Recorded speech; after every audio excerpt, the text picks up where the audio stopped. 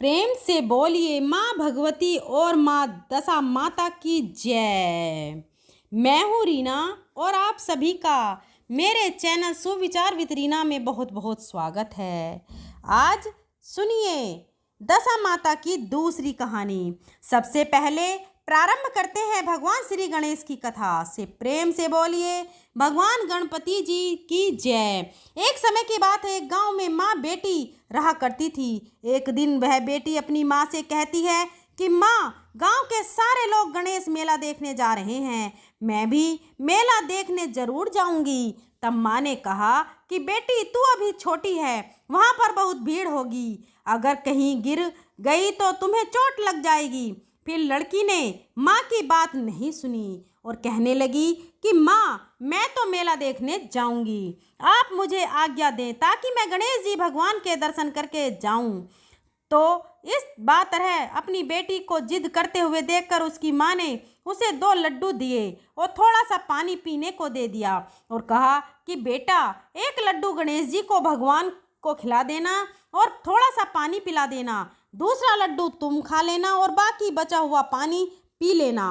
वापस जाओगी तब तक तुम्हें भूख लग जाएगी। तो इस तरह वह लड़की अपनी माँ की आज्ञा लेकर गणेश मेला देखने चली गई। मेला खत्म होने पर सारे गांव वाले वापस आ गए, लेकिन वह लड़की घर नहीं आई। मेले में जो गणेश जी की मूर्ति थी उसके पास वो जाकर बैठ गई और कहने लगी कि गणेश जी, एक लड्डू खा लो और पानी पी लो, माँ ने भेजे हैं और कहा है कि एक लड्डू और थोड़ा सा पानी आपके लिए है और दूसरा लड्डू और बचा हुआ पानी मेरे लिए है। पर गणेश जी तो नहीं आए। थोड़ी देर वह बात कहने लगी, गणेश जी, पहले आपको खाना है, आपके खाने के बाद ही मैं खाऊंगी और मुझे जोरों की भूख लगी है। इस तरह कहते हुए वह बार बार गणेश जी की प्रार्थना करने लगी। कहते कहते सारी रात बीत गई।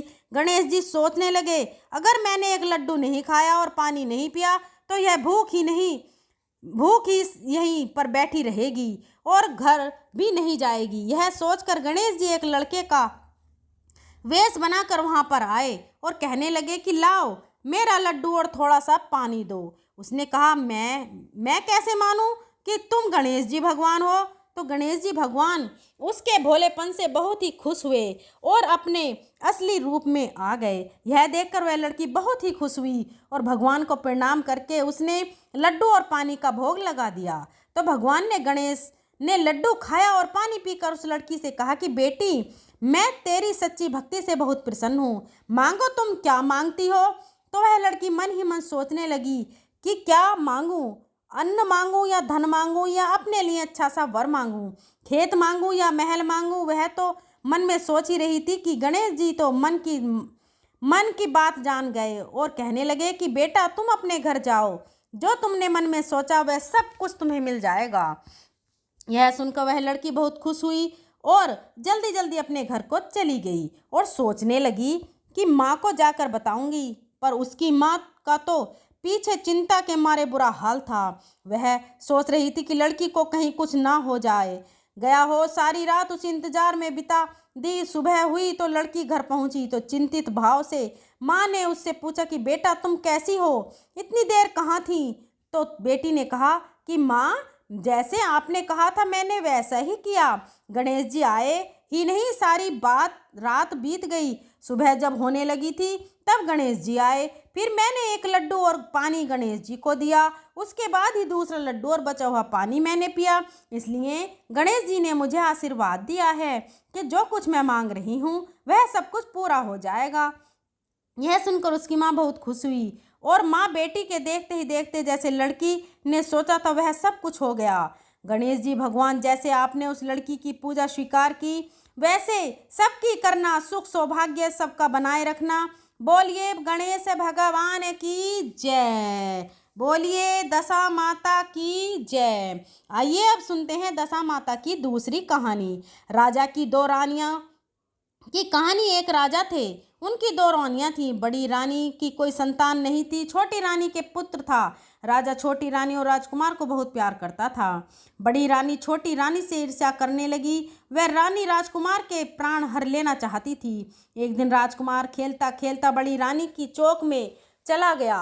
बड़ी रानी ने राजकुमार के गले में एक काला सांप डाल दिया और छोटी रानी दशा माता का व्रत करती थी। राजकुमार दशा माता की ही दिया हुआ था। दशा माता की कृपा से राजकुमार के गले में सांप बिना नुकसान पहुंचाए चला गया।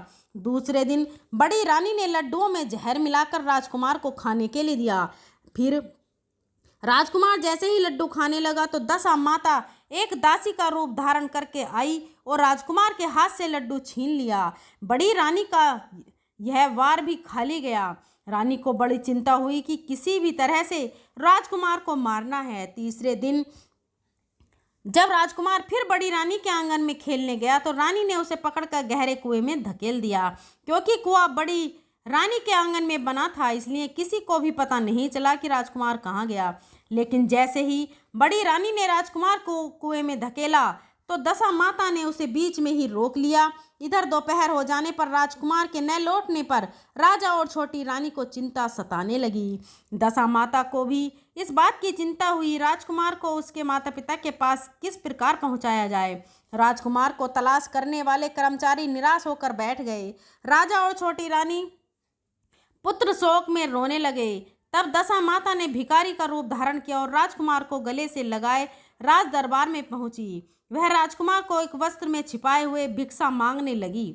सिपाहियों ने उसे दुत्कार कर कहा, तुझे भिक्षा की पड़ी है और यह राजकुमार खो गया है। सारे लोग दुखी और चिंता में व्याकुल हो रहे हैं। इस पर दशा माता बोली, भाइयों, पुण्य का प्रभाव बड़ा ही विचित्र होता है। यदि मुझे भिक्षा मिल जाए तो संभव है कि खोया हुआ राजकुमार तुम लोगों को मिल जाए।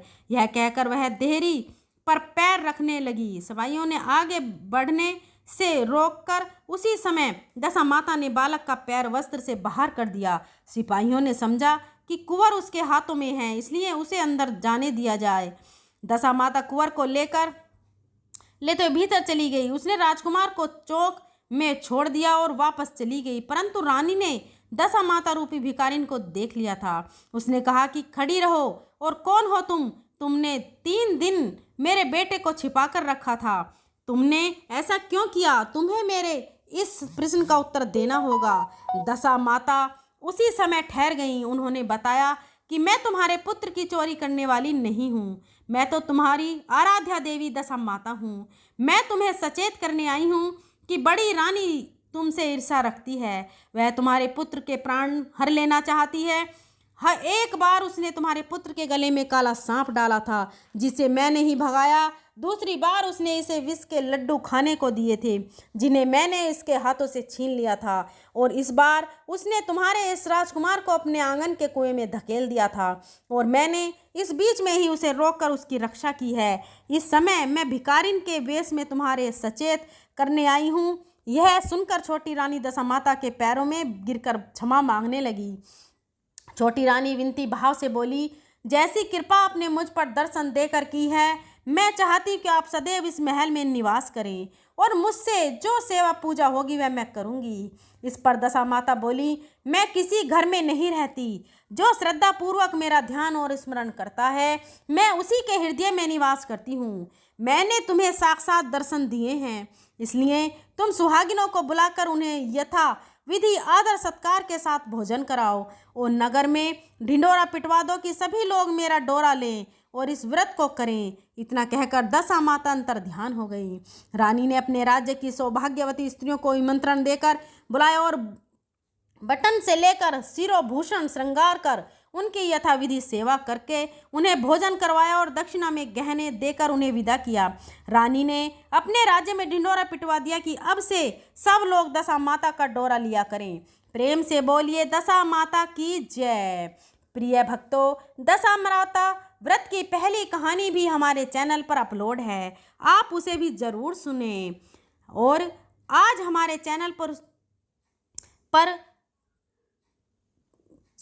भगवान भोलेनाथ की कथा भी आ रही है, तो प्लीज़ उसका भी रसपान करें और भोलेनाथ का आशीर्वाद प्राप्त करें। अगर वीडियो पसंद आई हो तो हमारी वीडियो को लाइक करें और अपनी फ्रेंड और फैमिली में शेयर करें।